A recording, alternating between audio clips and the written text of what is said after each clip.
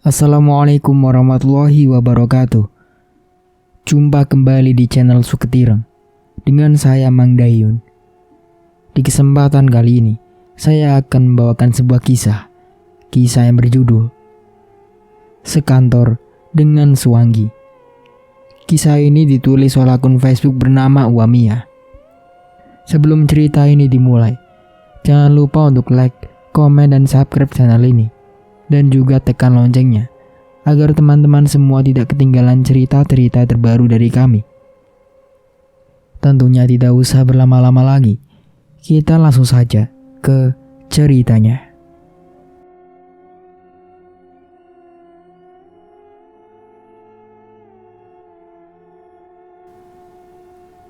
Sudut pandang Suwangi.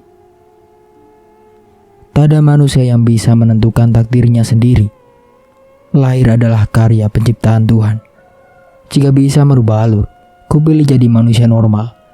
Namun jika bisa terlahir kedua kali, kupilih tetap lahir sebagai Suwangi. Masa kecilku sangat tak biasa. Kualami hal-hal yang berbeda dengan anak normal lainnya. Tubuh manusiaku dan ruh Suwanggiku sering beradu untuk mencari jati diri. Jadi, aku hidup dalam dua karakter itu.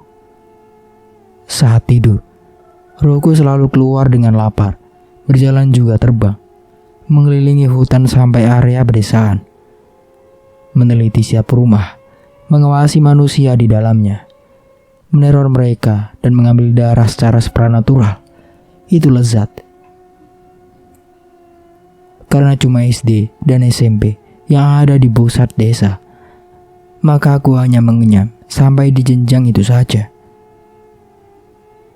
Dulu itu aku melayang terbang dari rumah, lalu berjalan kaki saat mendekati sekolah. Guru atau teman yang tak kusukai, pasti ku teror di malam hari. Itulah permainan dan kesenangan sejati.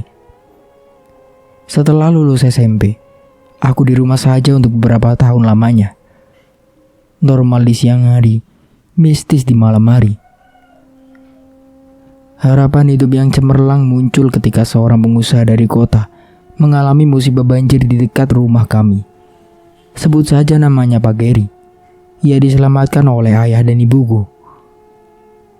Sebagai imbalan jasa, ayah meminta Pak Geri membawa aku ke kota dan bekerja pada perusahaannya. Disanggupi lalu aku pun ke kota. Awalnya aku tinggal bersama mereka yang saat itu belum punya keturunan. Didatangkan guru les komputer dan les bahasa Inggris ke rumah. Aku semakin pintar. Lalu akhirnya bekerja di perusahaan Pak Geri. Aku berkuasa di tempat itu. Suwangi tetaplah Suwangi. Naluriku haus akan darah.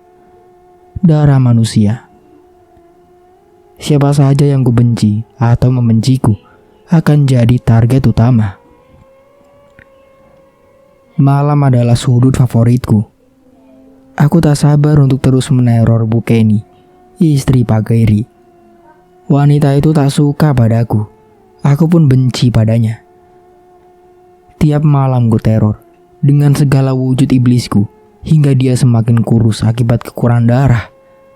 Lalu, karena tak tahan, mereka memutuskan mengeluarkan aku dari rumah mewah itu. Aku tinggal di indekos. Tidak mewah tapi banyak mangsa yang ku dapat. Tiap keaslianku terendus, pasti aku pindah dari satu kos ke kosan lainnya. Semakin bertambah usiaku, menjadi sadar bahwa aku butuh fondasi hidup. Aku ingin perusahaan itu. Mereka yang menghalangiku, tentu ku habisi. Terus ku teror sampai letih jiwa raganya.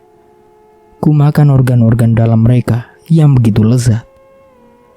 Semakin banyak yang ku mangsa, semakin kuat pula supranatural-ku. Mereka tewas dengan mulus, namun isi dalam tubuh telah habis kusantap. Jantung, paru-paru, ginjal sangat kugemari. Kubuntuti mayat mereka, makin lama dikubur. Makin banyak Suwangi yang kuundang. Terbang, datang, dan makan bersama organ dalam si mayat. Tak sampai di situ, tanah perkuburan mereka harus kuambil. Dengan begitu, Ruhnya tak akan gentayangan mencariku. Kejahatanku rapi tersimpan. Adakah undang-undang yang menjerat Suwangi? Tentu tidak. Jadi, walau tahu aku Suwangi, mereka tak bisa berbuat lebih. Aku senang. Setelah ibu Kenny kumangsa, giliran kini suaminya. Lelaki tua itu sudah sakit-sakitan sekarang. Percuma berobat, cuma buang waktu dan biaya. Ia memang masih hidup, namun beberapa organnya sedang kucicip perlahan. Kukikis jantungnya, menjadikannya sering sesak. Ginjalnya kuisap hingga tipis. Mau apa lagi? Kini, semua karyawan bergantian ku teror. Siapa yang terlihat kuat, makin kuat juga ku serang. Karina, salah satunya. Bocah brengsek itu memang sok jago. Ditambah lagi dia disukai Kenar. Padahal, aku pun suka pada pria muda itu. Bisa saja ku habisi Karina saat pergi ke kampungku. Namun, tentu bukan permainan yang cantik. Mereka dengan mudah akan menjeratku. Dijebloskan ke penjara karena kasus pembunuhan. Kemudian lenyap sudah impianku memeluk perusahaan itu. Jadi sekarang bagaimana?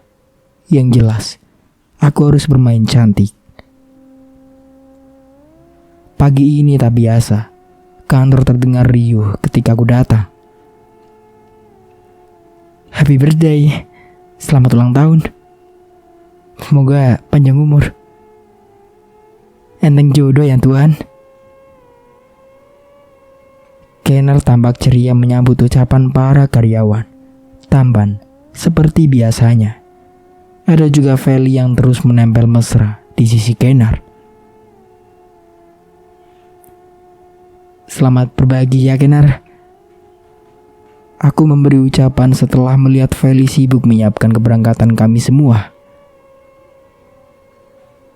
Thank you. Kau ikut? Tanyanya sembari menuju ke arah bus wisata, di mana para karyawan berdesakan masuk. Tentu. Ucapku lalu berlari kecil menuju pintu belakang bus, di mana beberapa kursi masih tersisa di sana. Ya, kami akan berpiknik ke pantai. Di kantor diliburkan karena Kenar berulang tahun hari ini. Setiap karyawan mengajak serta pasangan mereka. Mesra. Om Roni dengan istri dan 3 anaknya gaduh di layar depan. Lindsay dengan calon suaminya duduk mesra di layar kedua. Ferdi si office boy pun menggandeng pacar barunya yang pemalu. Lalu kulihat Kenar. Ia duduk di layar tengah. Dari belakang tampak maskulin. Garis batas potongan rambutnya yang rapi. Punggung tegap makin paripurna dengan kulitnya yang bersih. Feli duduk di sampingnya. Entah mereka bercerita apa. Sesekali Kenar tertawa mendengar tuturan wanita itu. Kemudian, kulihat Feli mulai menyadarkan kepalanya di pundak Kenar. Ah, sial. Hei, Anda. Iya, Anda. Helga mengagetkanku. Ia menyengir lebar saat aku tersentak. Kami duduk bersama di kursi paling belakang. Tepat di samping pintu di mana angin sejuk melimpah masuk. Aku mencopot kaca matanya, lalu melototi dia, si gendut usil. Tatap mataku. Helga berusaha pasang wajah serius, padahal sedang menahan tawa. Ada apa di matamu? Ada tai. Serunya sembari tertawa kencang. Yang mendengar pada ikutan tertawa. Hingga Kenar membalikkan badan, tersenyum menatap ke arah kami. Aku tak tersenyum, apalagi tertawa. Terasa hambar di dada. Mungkin merasa bersalah. Kenar bergeser ke samping, memberi jarak duduk antara Feli. Tak semepet sebelumnya. Lalu ia menoleh lagi, menatapku. Bus berhenti di tepi pantai. Semua berhamburan turun, lalu mencari titik masing-masing. Sesi potong kue ultah berlangsung meriah. Feli jadi ratu sehari karena selain terus mengapit dada lengan Kenar, ia juga disuapi kue bahagia. Itu pemandangan yang memuakan. Kalau cuma sandiwara, tetap saja aku cemburu. Kulihat cara Kenar melakukan Feli begitu sempurna, profesional walau itu tersiksa dengan bau amis iblis itu. Di perjalanan pulang, Kenar mengirim pesan WhatsApp. Ku baca berulang kali. Rupanya ia telah menyusun strategi sendirian dan sekarang melibatkan aku lagi. Karina, maafkan aku. Apa yang kau lihat hanyalah perjuanganku untuk melumpuhkan Feli. Aku bahkan begitu jijik padanya. Aura matanya sangat mengerikan. Bus akan kembali ke kantor, Karina. Dan semua akan bubar di sana. Namun aku sudah mengajak Feli ke villa milikku di luar kota dan akan bermalam di sana. Ku butuh bantuanmu, Karina. Ingat kembali petunjuk yang diajarkan kakek Fred. Aku akan mengejar jelmaan Feli dan engkau yang akan menyerang jasadnya. Jadi, untuk mengelabui Feli, telah kukatakan padanya bahwa kau juga ikut ke villa untuk membawa ornamen terbaru agar dipajang di beberapa sudut villa. Bersandiwaralah sebisamu, Karina. Kau melibatkan aku lagi. Sebenarnya aku sudah trauma, tapi naluri detektifku begitu menggebu. Oke, aku ikut. Kukirim balasan. Thanks, Karina. Oh ya, jangan lupa ambil tas berisi penangkis wangi di ruanganku. Kusembunyikan di laci meja paling besar. Oke. Bus wisata berhenti di kantor. Kulihat Feli dan Helga sibuk membayar sewa bus dan catering pada supir wanita yang adalah owner organizer itu. Sementara karyawan lain mengecap garasi. Pulang dengan kendaraan pribadi mereka. Kesempatan ini kupakai menuju ruangan Kenar, mengambil sebuah tas berisi berbagai macam bahan untuk melumpuhkan Feli. Aku sedang menyilangkan tas itu ke punggung ketika Kenar masuk. Ada ketakutan yang disembunyikannya. Kau terlihat gugup, Kenar. Ketusku datar. Ya, kau benar. Aku hanya belum percaya kalau Feli akan kita lenyapkan. Aku kasihan padanya. Namun tak mungkin juga membiarkan dia terus memakan korban. Mengendalikan Feli adalah amanat ayah. Yang kau butuh hanyalah keberanian. Jangan fokus pada rasa takut atau apapun yang berpotensi menggagalkan rencana ini. Aku siap membantu. Ucapku tegas. Wajah yang redup itu kembali cerah. Ia menatapku dalam. Lalu ia memandang ke atas, ke ruang hampa, seolah ingin berkomunikasi dengan sang kolik. Kami berjabat tangan sampai berpelukan kecil. Lalu aku pergi keluar. Aku bertemu Feli di garasi. Rona bahagia menghiasi wajah pucatnya. Sepanjang hari bermesraan dengan Kenar membuat dia senang. Dia pikir itu benar. Menghayal dinikahi pewaris perusahaan lalu mendapat hak tempat ini. Dia lupa bahwa tak ada manusia normal mau menikahi Swangi, apalagi cowok sekelas Kenar.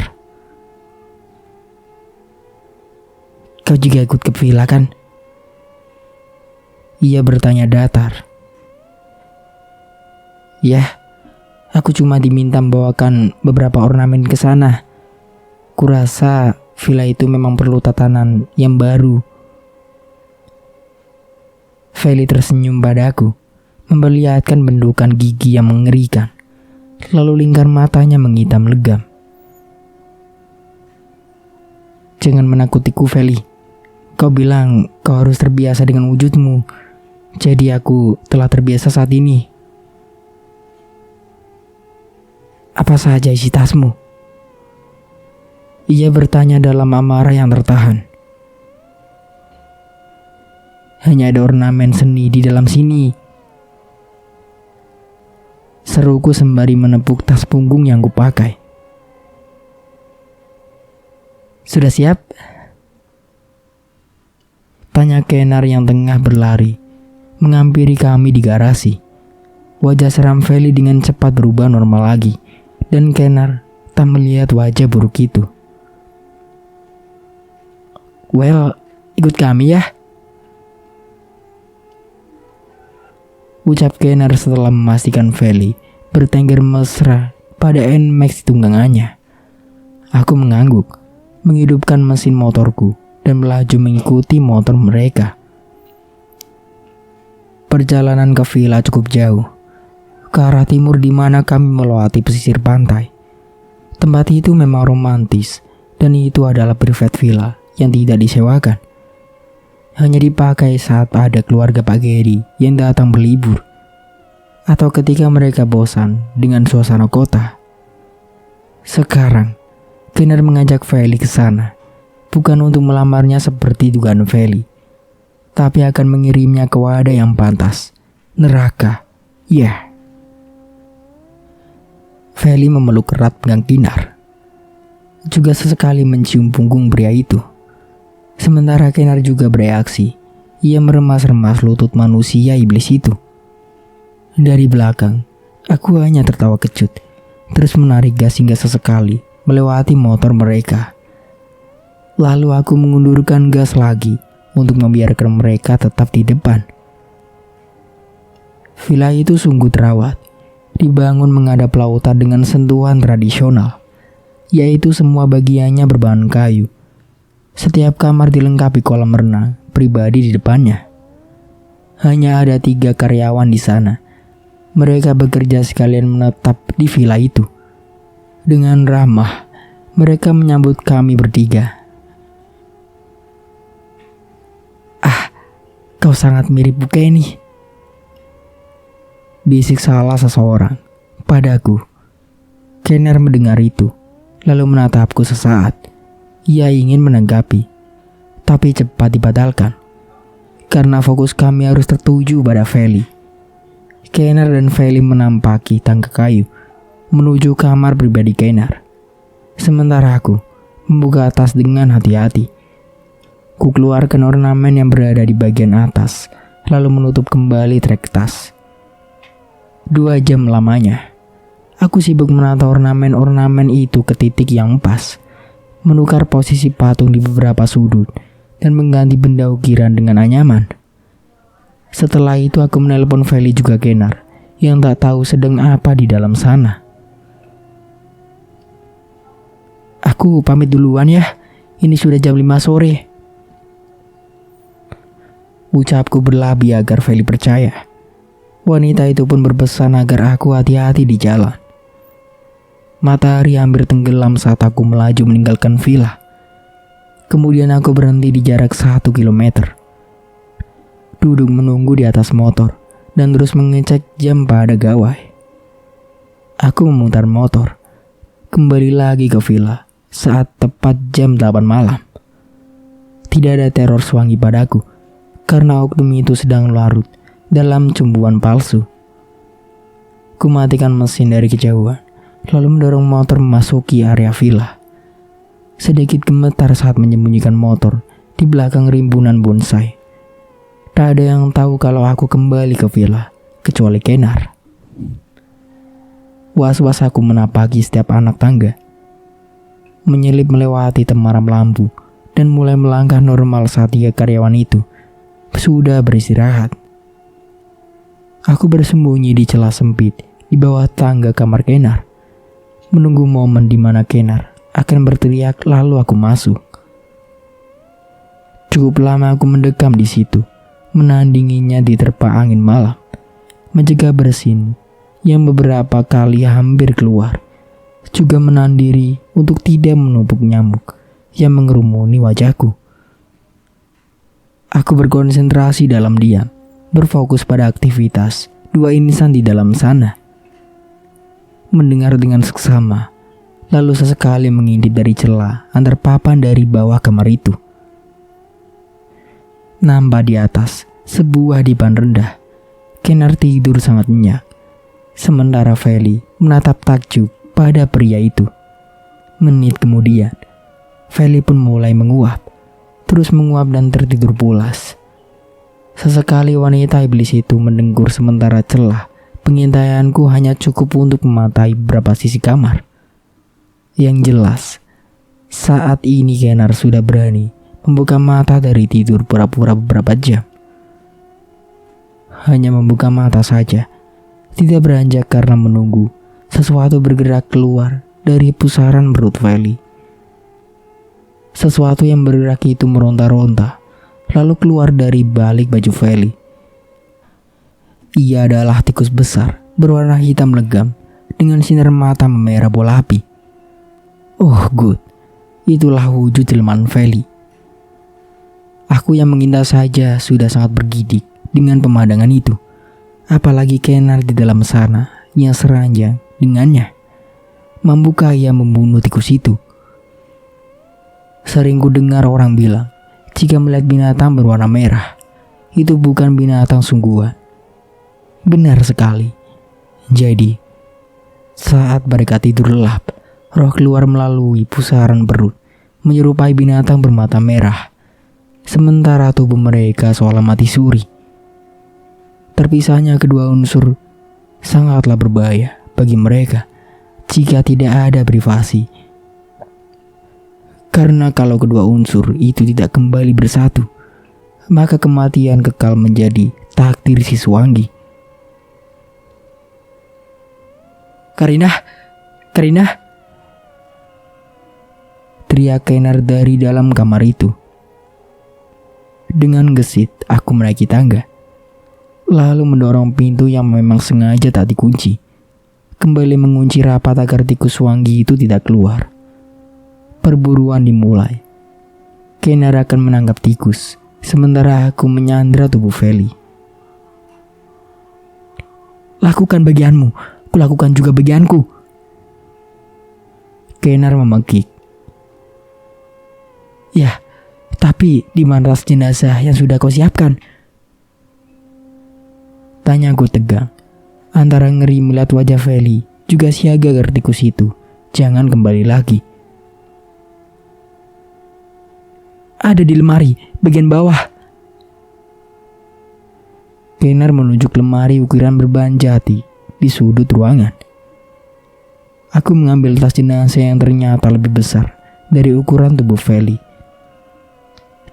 Cukup payah sendirian memasukkan tubuh yang tengah mati suri itu ke dalamnya. Sangat lega saat menutup resleting tas jenazah, seperti habis lari 1 kilometer. Tentu ini belum apa-apa, tapi setidaknya cukup aman untuk sementara. Kenar sedang kewalahan mengejar tikus jelmaan itu di sandra ruangan. Sementara aku lanjut menyiapkan berbagai ramuan yang kubawa sejak awal. Malam semakin larut saat aku mencampur beberapa ramuan. Bunyi-bunyi aneh di udara membuat bulu kudung merinding. Daerah luar kota begini memang indah saat siang hari, tapi tidak saat malam hari. Ah sial, itu bukan bunyi biasa, bukan desiran angin. Lebih tepatnya itu teriakan beberapa gagak yang mengamuk. Sementara di hutan kala bersama Feli dulu, aku berharap itu cuma gagak biasa, bukan kumpulan Suwangi yang tengah berpatroli. Ini sulit, Karinah. Celoteh Kenar yang sedang berdiri, lalu berjongkok lagi mengejar tikus itu. Cuma 1 ekor, tapi sulit kutangkap. Kenar mengeluh. Kau harus mematikan tikus itu. Kita tidak aman sekarang. Kenapa? Dengar Kenar, beberapa gagak di luar sana bisa saja adalah jelmaan orang tua Feli. Tidak mungkin, Karinah. Ujar Kenar yang kini membuat perangkap baru, yaitu membuka lebar pintu lemari, kemudian mendesak posisi si tikus agar terpaksa masuk ke dalamnya. Jawaban Kenar membuatku jengkel. Kaum Suwangi mempunyai naluri yang hebat. Mereka tahu jika ada salah satu anggota keluarganya dalam bahaya. Kenar tak menjawab tapi malah meloncat girang saat tikus itu masuk perangkat. terkunci di dalam lemari. Jadi bagaimana sekarang? Apa? Bentakku kesal. Mana yang pertama kita habisi? Tubuh Feli atau tikus delman dirinya? Suara Kenner terdengar lebih pelan dari sebelumnya. Bantu aku lebih dulu. Sekarang hanya tinggal masukkan semua ini ke dalam pusaran perut Feli. Aku menunjukkan ramuan yang telah selesai kuracik. Dengan hati-hati, Kenner membuka resleting tas jenazah bisikan tubuh Feli. Menarik baju Feli sampai ke batas dada sehingga perutnya terpampang jelas. Ya ampun, ada lubang besar pada perutnya, menganga seperti kawah. Kenner menilik ke dalamnya. Detik kemudian ia mual-mual sejadinya. Sudah tahu bau busuk, masih juga mencoba menghirup uap yang keluar dari lubang perut itu. Aku mundur beberapa jarak saat Kenner masukkan ramuan ke dalam lubang perut Feli. Kulihat tidak ada reaksi pada tubuh iblis itu. Tapi justru tikus di dalam lemari yang malah berdecit, meronta-ronta menabrak dinding dalam bidang persegi itu, mengeluarkan bunyi-bunyian. Sengsara, mungkin. Biasanya kan begitu jika salah satu unsurnya ditaburi ramuan. Kami berpandangan heran saat pintu digedor kasar dari luar. Kira-kira siapa? Aku berbisik pada Kenner. Apa pegawai di villa ini biasa mengutuk pintu sekasar itu? Tidak, Karina. Mereka diharuskan sopan. Lalu, siapa di luar sana? Melotot aku, memaksa si tuan villa itu untuk menebak. Dia memang harus lebih mengenali situasi villanya itu. Kenner melangkah menuju pintu, hendak memutar knop saat aku berteriak nyaring. Jangan! Kenner terhentak kaget, menatapku dengan seksama. Jika itu bukan pegawaimu, maka bisa saja Suanggi orang tua Feli yang datang kemari. Ucapku gugup. Kenner bereaksi ketakutan, sementara jam menunjuk ke pukul 2 dini hari. Lalu beberapa menit kemudian, pintu kembali digedor. Hanya gedoran. Padahal paling tidak orang akan memanggil setelah mengetuk pintu. Ayolah, fokus pada misi kita. Ucapku menenangkan Kenner.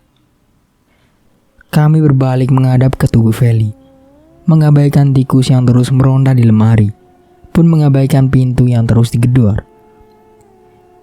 Kini Kenner menarik sesuatu dari balik dipan. Bukan satu tapi berbagai. Pisau belati, gunting, jarum dan peniti. Mampus kau si pembuat ulah, dasar iblis sialan. Ujar Kenner gemas saat memasuki satu persatu benda itu ke dalam lubang perut Feli. Sial, kau pikir aku menyukai pembunuh sepertimu yang menghabisi ibuku juga banyak karyawan? Kenner terus mengomeli tubuh berbau busuk itu. Wajar, siapapun pasti lelah jika hidupnya dihantui Suanggi bertahun-tahun lamanya. Meneror dengan tidak ada habisnya. Susah saat lihat manusia senang, senang saat melihat manusia menderita. Entah kenapa, sesuatu yang bertentangan seperti berteriak dari dalam jiwaku. Cukup Kenner, jangan sakiti tubuh Feli. Apa kau bilang? Wajah Kenner merah padam dalam kemarahan. Melenyapkan bukan hak kita. Ucapku lirih. Kenangan tentang Feli otomatis terputar di benakku, tentang bagaimana dia menyelamatkanku di hutan saat itu, kala aku akan dilahap oleh belasan Suanggi. Tidak, Teriakku terisak saat Kenar dengan emosi menancapkan pisau belati tepat di leher Feli. Darah hitam berlemak, kehijauan bersimpah keluar, amis dan busuk. Kenar membuang pisau ke lantai lalu menatap kedua belah tangannya. "Aku membunuh," ucapnya tak percaya. "Aku membunuh," teriak Kenar di sela isak tangis. Aku menggapai pria yang tengah berada dalam titik tidak stabil itu, menenangkannya sebisa mungkin. Iya, kadang kita mengatai orang lain pembunuh, padahal kitalah pembunuh yang sesungguhnya. Kini pintu yang dari tadi digedor akhirnya terbuka setelah beberapa hantaman dari luar. Kami menganga, hampir tak percaya. Sepasang suwangi melangkah masuk. Yang satu wanita telanjang, berwajah keriput dengan rambut berombak, panjang hingga ke betis. Yang satu lagi pria tua dengan kedua bola mata, menyala seperti bola-bola api. "Mau apa kalian?" teriakku ketakutan. Sementara Kenar justru kembali memungut pisau berdarah, lalu mengancam kedua suwangi yang tengah bergerak maju. "Berhenti di situ dan jangan maju lagi." Kenar mengacukan pisau ke depan. Kedua suwangi itu sama sekali tak menggubris. Mereka terus mendekati kami. Semakin dekat hingga setiap detil tubuhnya terlihat jelas. Tentu saja Kenar begitu jijik dengan kebugilan mereka. Suwangi wanita. Suwangi itu malah menyeringai marah. Mungkin karena tak paham bahasa Inggris. Sedangkan Kenar hanya menjaga tutur, jadi tidak tega memakai bahasa Indonesia. "Jangan berbicara apapun pada mereka," ujarku pada Kenar. "Tell me why." "Percuma saja Kenar, dalam jelmaan yang sempurna itu, mereka tak bisa berbicara, kecuali mengeluarkan bunyi-bunyi." Belum selesai aku menjelaskan, si suwangi pria sudah mengeluarkan suara menyeramkan. "Mengelak dan menghindarlah jika mereka menerkam," jawabku sembari mundur lalu mendekati lemari di pojok ruangan di mana kunci masih tergantung di sana. Melihat gelagat kedua iblis itu, besar kemungkinan mereka hendak mengambil tubuh Feli, sekaligus tikus jelmaannya juga. Lihat saja bagaimana suwangi pria itu menatap tubuh Feli, sedang si suwangi wanita berfokus pada tikus yang meronta di dalam lemari. Sudah pasti kedua orang tua Feli ini sedang berupaya untuk menyelamatkan nyawa anaknya. Ku cabut kunci dari lemari dan segera masukkannya ke dasar sepatu sneaker yang ku kenakan. Tidak nyaman memang, tapi ini tempat penyimpanan paling aman di saat genting begini. Dengan gesit aku meloncat ke arah jendela saat si suwangi wanita menerjangku. Di pihak lain, Kenar justru melindungi tubuh Feli dari si suwangi pria. Dia mengancam dengan pisau belati berdarah di tangannya. 2 lawan 2. Tidak, jika harus bertarung fisik, pasti akan sama seperti sebelumnya. Pasti aku akan terluka lagi.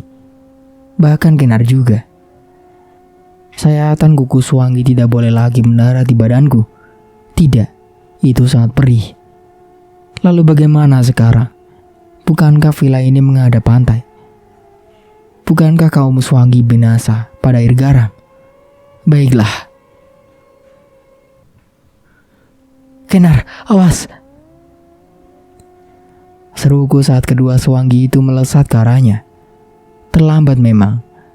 Yang pria menabrak hingga Kenar terhuyung ke belakang, sementara yang wanita menyabet bau Kenar hingga terluka. "Kenar, giring mereka ke pantai." Kenar terhuyung lemah. Kami terpaksa meminjam bahasa orang agar kedua iblis itu tak mengerti kode kami. Semua orang tahu, Suanggi lenyap dalam air garam. Kenar berlari keluar ruangan, menuruni tangga, melewati perkarangan panjang lalu menerobos semak-semak kecil menuju pantai. Tentu saja aku mengikutinya. Cukup payah karena malam semakin larut dan bulan tertutup awan. Sesaat kami berhenti karena tak ada tanda apakah Suanggi itu mengejar kami. Kau yakin cara ini berhasil? Kenar berdejak kesal. Aku yakin karena... Belum selesai ucapanku, kedua Suanggi itu telah nyata di udara. Mereka terbang gesit seolah langit adalah wahana bermain. Sesekali menilik ke bawah mencari keberadaan kami. Refleks, kami berlari sekuat tenaga, terus berlari hingga mendapati pasar di pantai. Lalu tanpa menunggu, kami menyebur ke pantai, berenang jauh ke area dalam dan sesekali menyelam. Ini tontonan yang melucu di mana kedua Suanggi itu ingin merekam kami tapi takut menyentuh air garam. Karina, lukaku perih dalam air laut. Kenar mengeluh. Itu bagus. Seruku berusaha menyeimbangi tekanan air laut. Maksudmu? Air laut membuat luka cepat sembuh. Aku berteriak sekaligus memancing emosi dua Suanggi di atas sana. Benar saja, kedua Suanggi ini mengigik seram di udara, lalu terbang menikam ke bawah, ingin menarik rambutku. Tapi aku tidak bodoh. Aku juga telah bersiap menarik mereka ke dalam air. Si Suanggi wanita menyentak kepalaku, dan aku menarik kuat rambut panjangnya yang menjuntai. Jadilah ia masuk ke dalam air laut, dan entah bagaimana si Suanggi pria pun turut terjebur. Mungkin refleks mengikuti gerakan istrinya. Kenyataan berikutnya adalah mereka menggelepar dalam air laut. Tidak hanya itu, berkali-kali juga meraung pilu.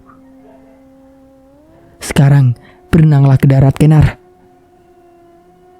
Kita menang. Masih saja Kenar bertanya. Aku tak menjawab, tapi berenang dalam sisa tenaga ke tepi pantai, lalu disusul oleh Kenar.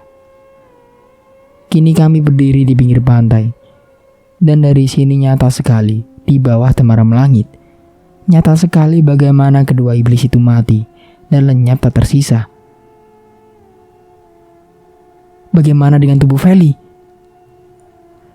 Kenar memecah geming yang terjadi sesaat. Oh iya, kita harus kembali ke villa. Aku menarik lengan Kenar, tersadar bahwa si Feli belum benar-benar mati. Di depan pintu kamar, di mana jasad Feli berada, sudah berdiri dua karyawan villa. Wajah mereka yang terlihat tegang dan bingung membuat kami mempercepat langkah. Apa yang terjadi? Kenar melototi mereka. Tuan, itu tikus itu sedang berusaha masuk ke lubang perut wanita yang dibawa Tuan sore tadi. Kami mengecek keamanan villa dan menemukan pintu kamar terbuka, sedangkan Tuan tidak ada di dalam. Tolong jangan sebarkan apa yang kalian lihat ini. Aku akan menjelaskannya nanti. Baik Tuan, apa Anda perlu bantuan? Tanya salah satunya. Ayolah, jangan membuang waktu. Kita harus segera melenyapkan Feli. Aku menimbrung pembicaraan mereka. Baiklah, ucap kedua karyawan villa itu dengan anggukan setuju. Di atas dipan, tubuh Feli masih teronggok dengan lubang besar di perut. Lubang yang telah ditimbuni ramuan, gunting, pisau, peniti dan jarum. Tentu sulit bagi si tikus untuk masuk ke dalamnya. Bagaimana tikus ini bisa keluar dari lemari? Aku bahkan telah mengunci lemari itu. Aku menatap dua karyawan yang tengah ngeri melihat tubuh Feli. Kami punya kunci leser, Nona. Kami membukanya karena terdengar bunyi berdecit lalu kaget. Ada tikus di dalam. Aku menelan saliva dengan paksa. Untung saja lubang perut Feli sudah dimasukkan berbagai penangkal.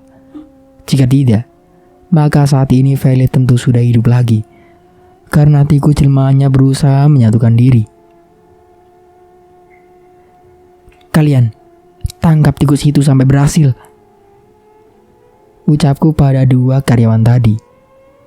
Mereka langsung beraksi. Mungkin karena telah terbiasa berburu binatang di area villa. Hanya 5 menit saja, tikus itu pun masuk berangkat. Terjebak dalam kotak kayu di tangan si karyawan.